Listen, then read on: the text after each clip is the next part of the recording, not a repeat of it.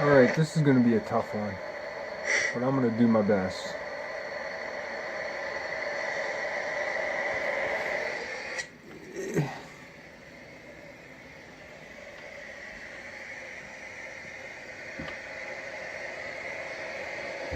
I was painting at a house one day,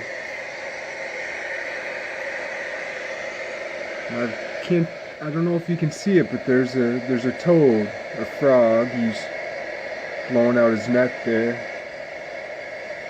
sitting in that tree.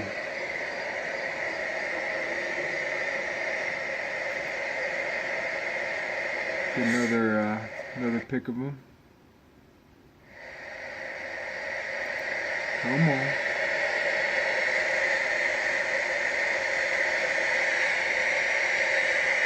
It's a lot of memory from my computer. It's an old computer. Let's see if we can get it.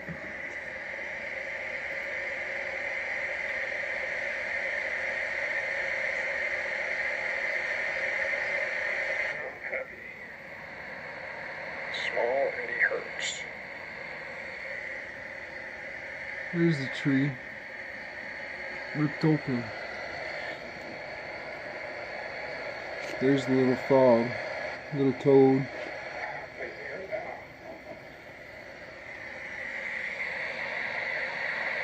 That's an ant. That was a different day. He was chewing on me.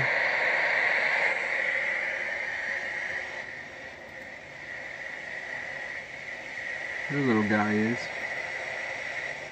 Right there.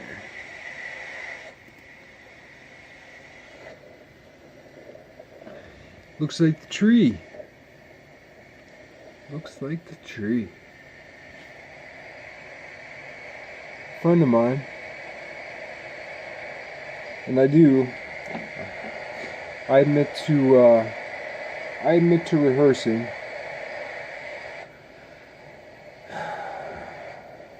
But when I say a friend of mine, I do hope he's a friend. He's certainly a friend to me, and when I say I hope he's a friend, I hope I'm a friend to him. And if I'm not, I hope I will be. But anyway, he said to me, I can't remember what I said, like, what the heck's he doing there, or how'd he get up there? And he said,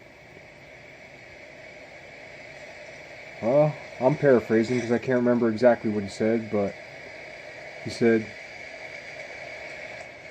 that's his home. I think that's his home. And, you know, this dude would say one thing, random selection. Lamarck would say another thing, desire. And maybe they're both right and both wrong, but I don't think random or desire really means what we think it means.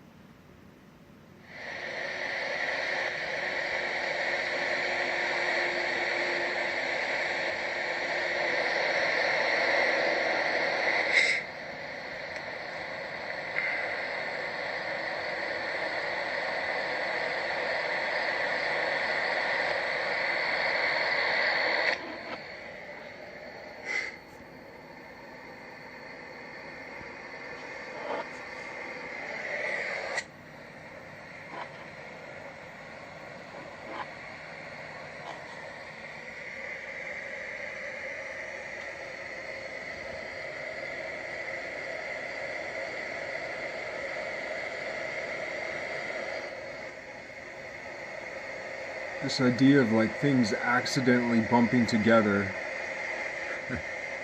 just accidentally happening, random.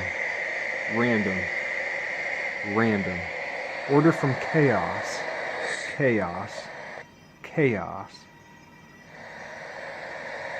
Butterflies flapping their wings.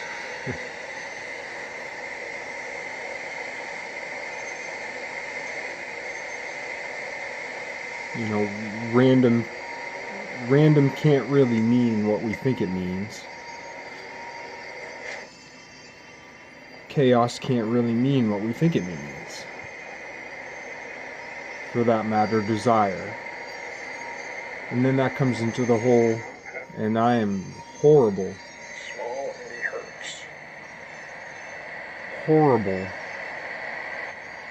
with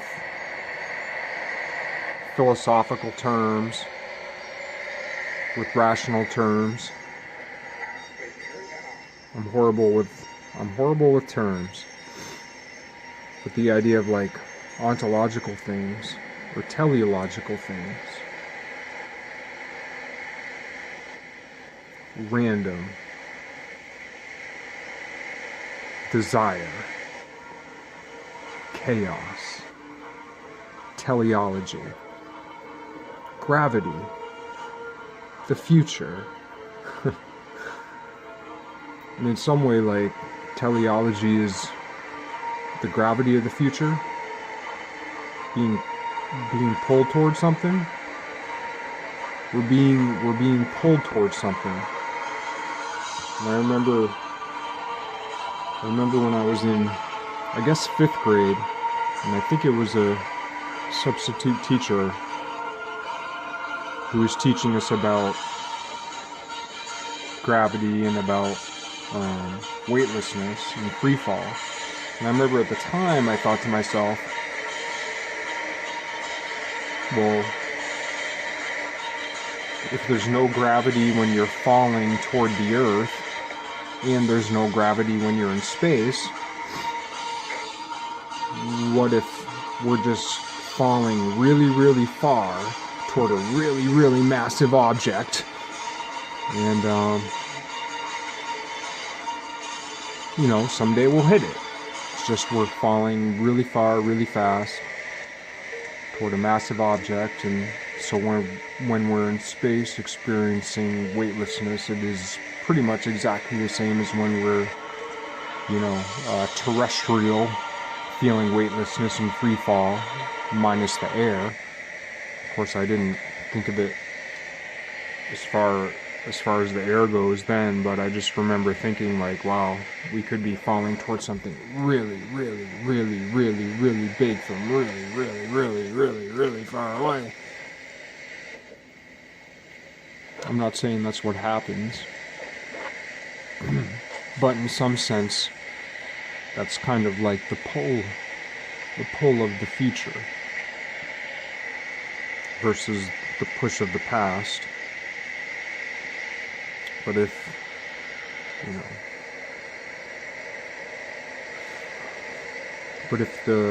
know, if the alpha is the omega, it's pretty well the same thing. I wonder about desire and randomness and chaos and all that, and trying to understand these terms, and I don't understand them at all.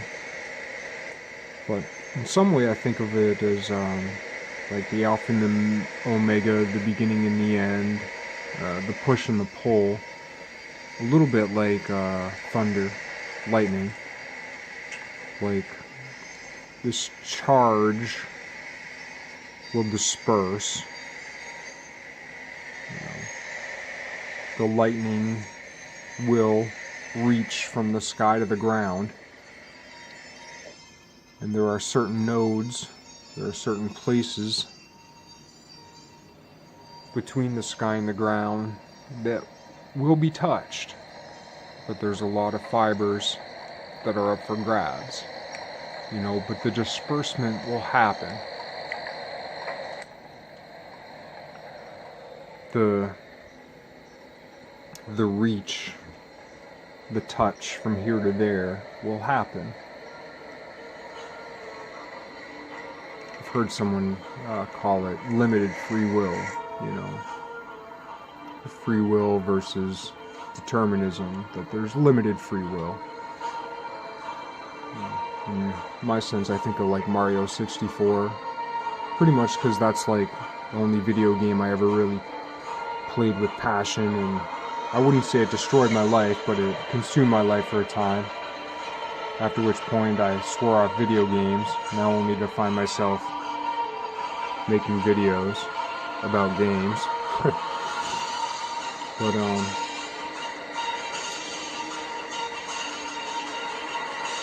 like, have you ever found yourself not being able to do something? Like the idea of free will. You push up against a boundary. I call it time gaskets. You know, there's a tractor in front of you. There's a traffic jam. There's a red light. You have to get somewhere. You have to get to the bank on time. You have to get to work on time. But there's a time gasket. And there ain't nothing you can do. It's like the wall at the edge of Super Mario 64. You can do this, you can do that, you can flip around, you can change camera view, but you can't transcend a certain wall, and you can't go through a certain door till you've done a certain thing. Time gaskets. I'm up against them all the time. A lot of people are. Seems like it's kind of the way it goes.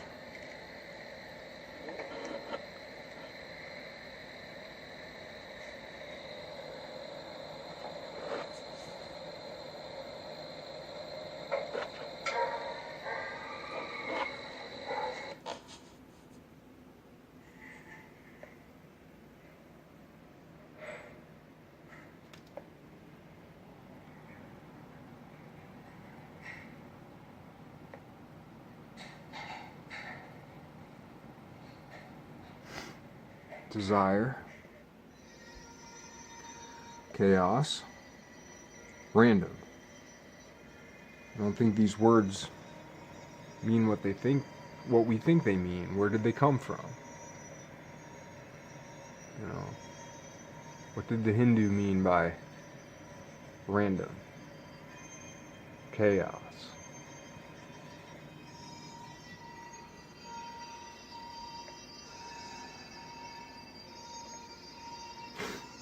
So these are the, Conway Game of Life, or some of the Conway Game of Life images, just some quote-unquote random video from YouTube.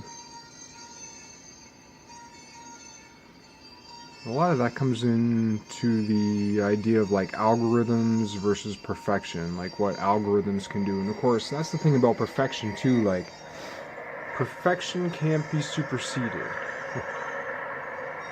Like, all these things can happen, and yet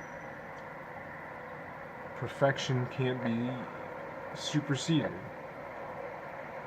There can be all these pulses, all these impulses, all these positive and negatives, all these on and offs, yet there's a deeper structure.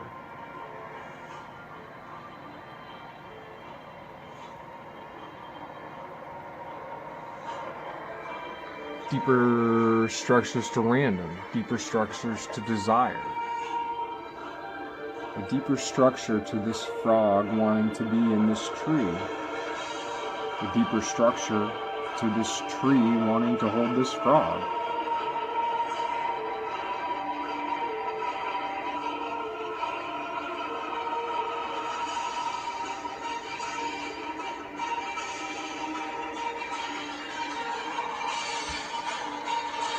So as impressive as like discrete algorithms can be,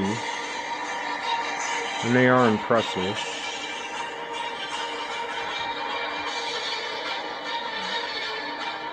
there's something more.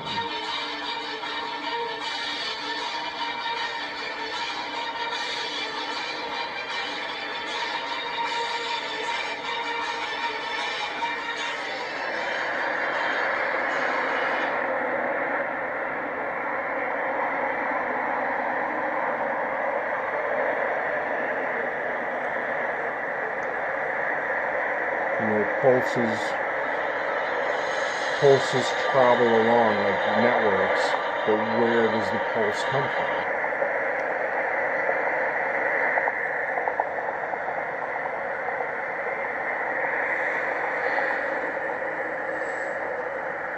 In some sense, there is no closed system except for everything. Everything is the open, closed system.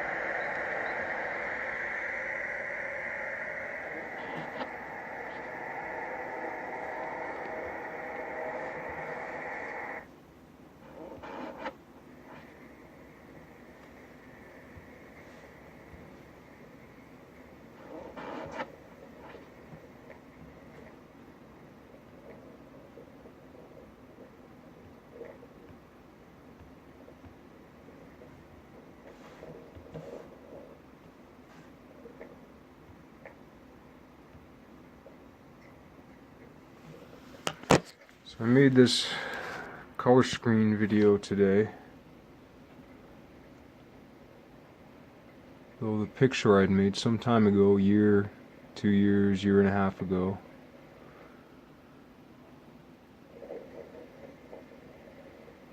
I guess this will start to bring me into a little bit on, evolution. There's the Conway game, and then there's this. They resemble each other, but how much more rich with the Conway game, as brilliant and beautiful as it is, ever produce something rich as this? Maybe it would.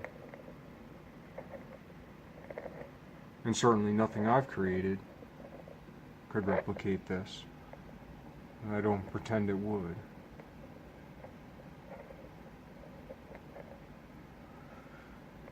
But having, culture, society, people have seemed to fall so in love with machine learning.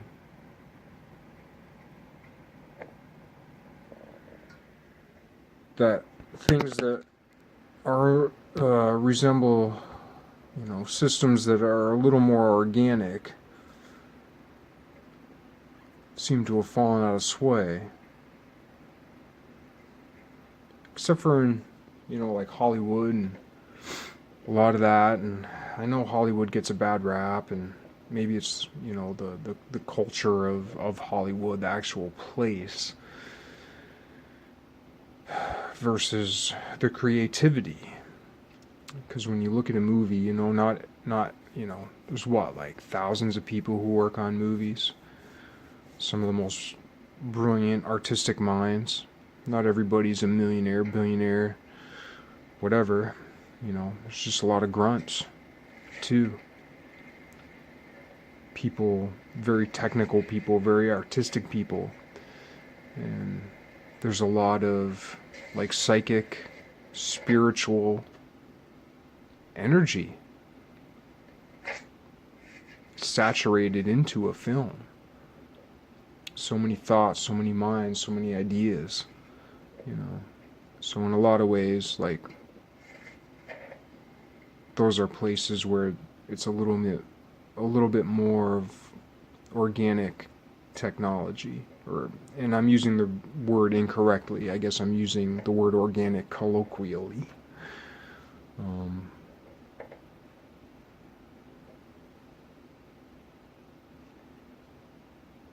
In some sense, yeah, I should just erase that word from my vocabulary. I don't know if it's ever used correctly.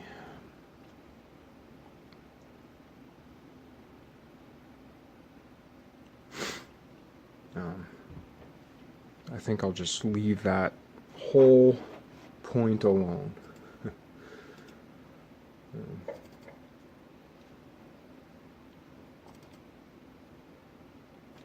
But anyway, yeah, this was a picture I made some time ago.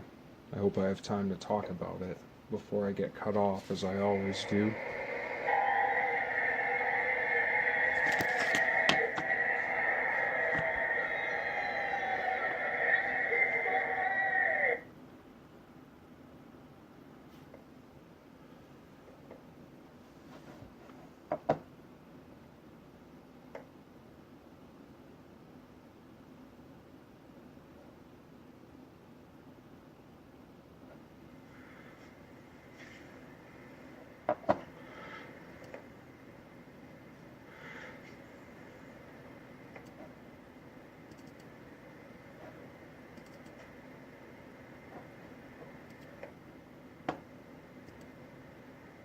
Right.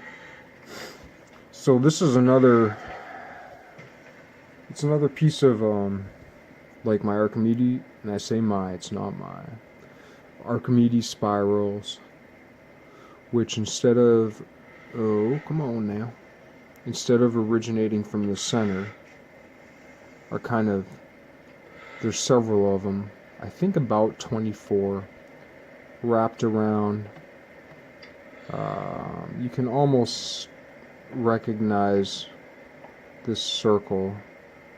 You can certainly recognize this circle. But this little inner circle is like the, more or less like the square, cube, or octahedron, or sphere, around which somewhere in the neighborhood of 24, it might be 27, I can't remember exactly how I did it, is wrapped around,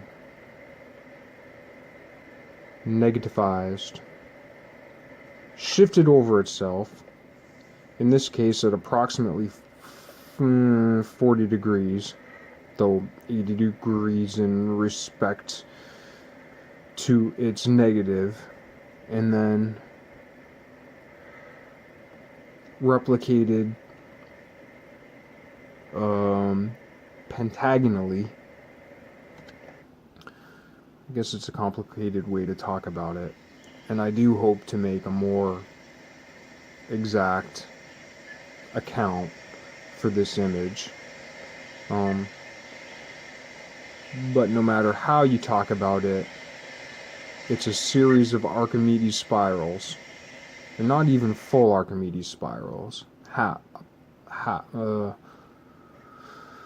11/18ths of a little bit more than a circle of an Archimedes spiral wrapped around this little circle, or Pythagorean spiral if you prefer.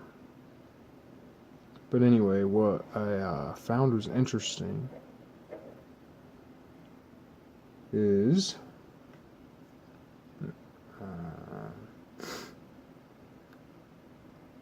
now,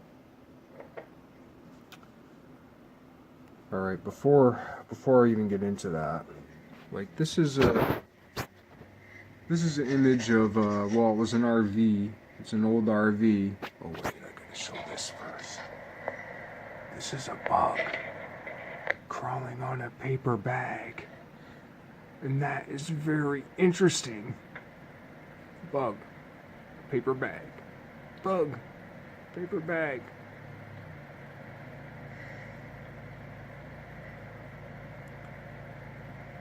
This was one of my hike fermentation adventures. Bug, paper bag. This is an RV sighting. I'm assuming the RV was approximately from the 70s. And then I just fed it through a color filter. This is essentially like a Cartesianal thing, you know? I wanted to, like, as beautiful as that is, as much as the colors go this way and that way, as much as things like come in and out and change and do this and that, and I think it's awesome. I love it. It's not, in a sense, and I don't want to say alive, but representing life in the same way that this does.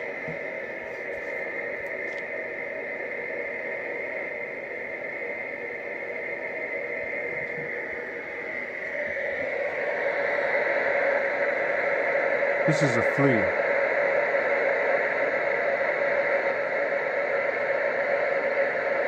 I'm just having a bad day.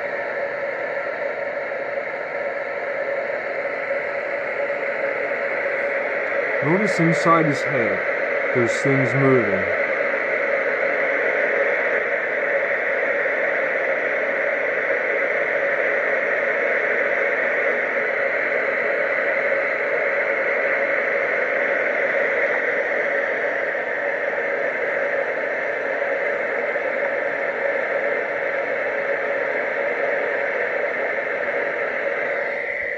Anyway.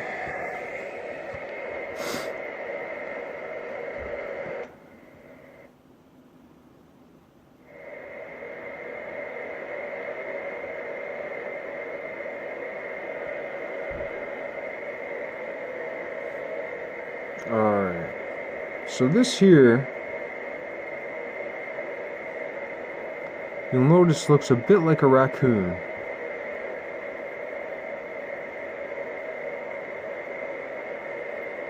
This here looks a bit like a bear.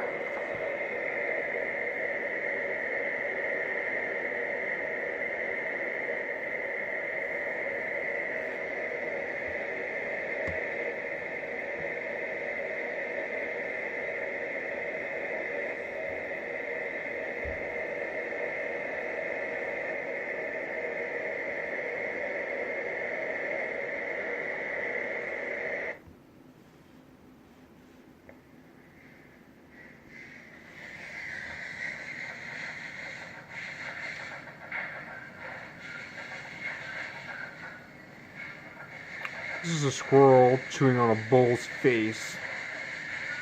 Bull skull face. Right. So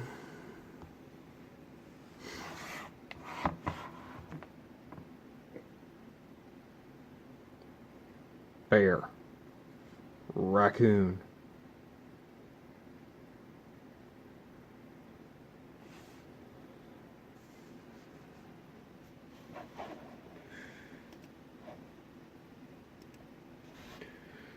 So when I made this initially, this picture,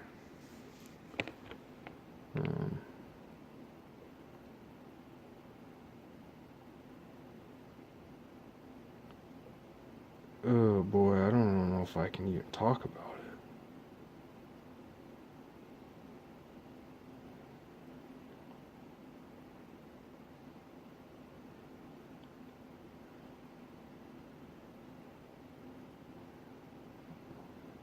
I'm trying to talk about synchronicity and the way things happen.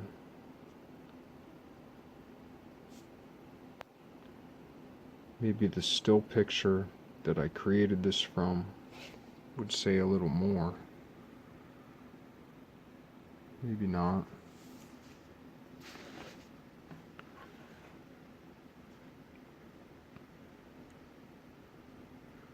But as you can see at the top,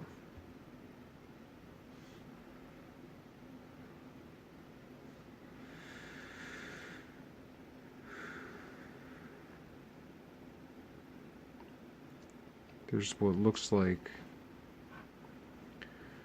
a raccoon's head, where the mouth of the raccoon looks a bit like the brow of the bear. But the day that I made this still image, oh boy, yeah, I don't know if I can say much about it. You know, you follow the synchronicities in life and the things that happen and the symbols around you. And basically I made this image from a pre-existing image, you know, but it was like the lady behind me in line at the supermarket. You know, I looked at the stuff she was buying and it kind of, you know, it was information. Everything's information. And it informed me. And I can't remember exactly what it was now. But the choices I made when I came home to make images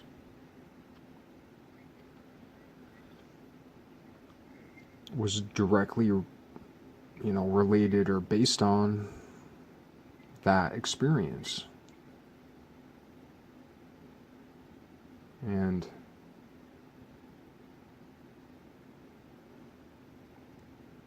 in a 24-hour period of making this image,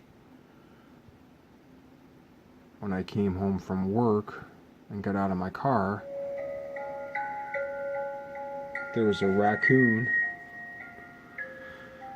in my driveway with eyes reflecting as this appears. This to me looks like a raccoon with reflecting eyes in the top, and it's not that far of like a Rorschach reach to see that. There's the flare, there's the big eyes, the flared out, whiskery, whatever face, the muzzle, the nose. That doesn't look so unlike a raccoon. It really stood out to me. And the big bright eyes, just like the eyes reflecting off the lights on my car when I pulled in my driveway. The big thing was it didn't rush away. It was hanging out with my cat, and it started coming up toward me. And I got out of my car, and it was just like one of those days, and I wasn't even thinking about it. And I kind of phobia raccoons because I got like more or less chased by one when I was a little kid. It was like what I thought at the time was a rabid raccoon, like started coming after me, and I kind of jumped toward it, try to scare it off, and it like charged at me more, and I kind of ran away. And I don't know, but anyway, when this raccoon started like coming up kind of toward my car, and he was hanging out with my cat, and it's back with my cat.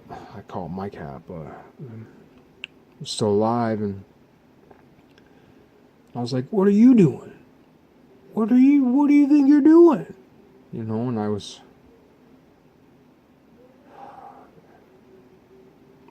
I don't know. It's one of those days I wish I could relive. It's like a magical moment, like a mystical moment, like another being. How often does another species like try to come up to you, or like, now that I think back, I look back and I realize it was peaceful. It was, I don't know. But whatever the case may be, like I totally screwed up. That was one of those cases where I made a big mistake, and I can't take it back.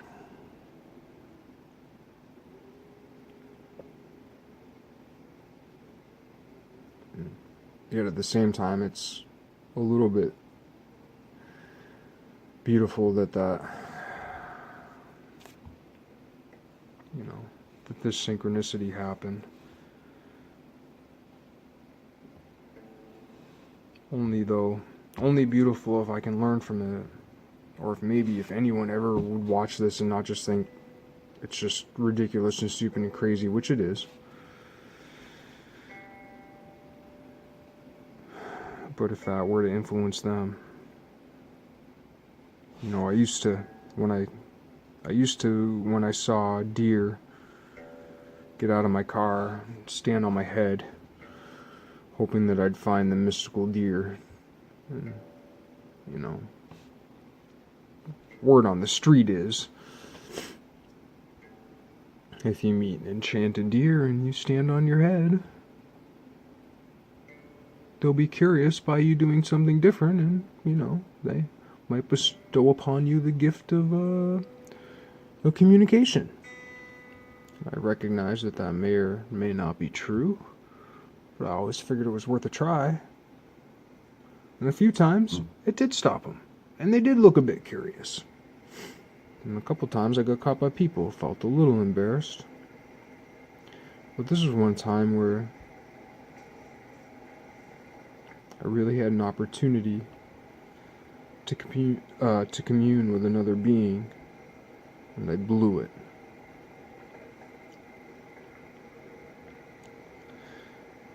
However, it did lead me to pay attention to this particular image, and maybe there's more in this image that I can learn from. And certainly the totem aspect of the raccoon-like head atop the bear-like head amidst the other structures certainly speaks to something. I was hoping to get to it today, but I think this video is long enough, but maybe a preface to the idea of totems. The whole idea, I guess, of reincarnation, soul groups, points of attention.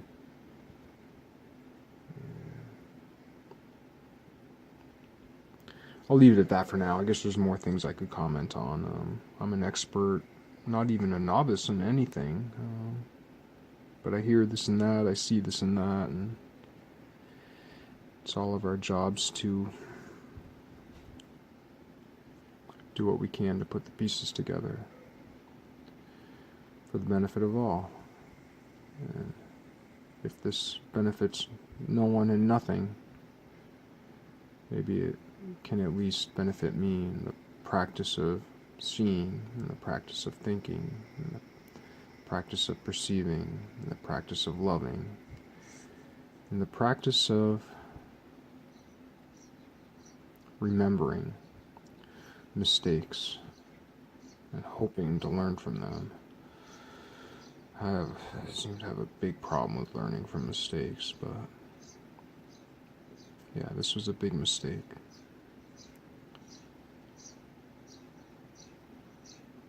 And this is a reminder.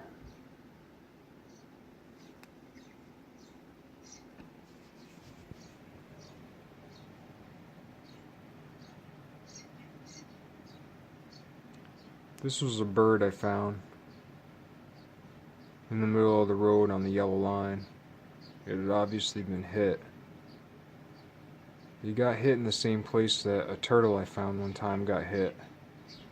The turtle had a cracked shell open and couldn't be saved. I brought him to the vet. They said there was nothing they could do. This guy I didn't bring to the vet. I brought him home. He had a busted up face. The chirping you hear is I played some videos of his species of birds chirping. Seemed to perk him up. So that's a little bit of advice. If you ever find a bird who's all, or an animal who's all left up and you don't know what to do, like I didn't know what to do, maybe if you play him a little video on your phone,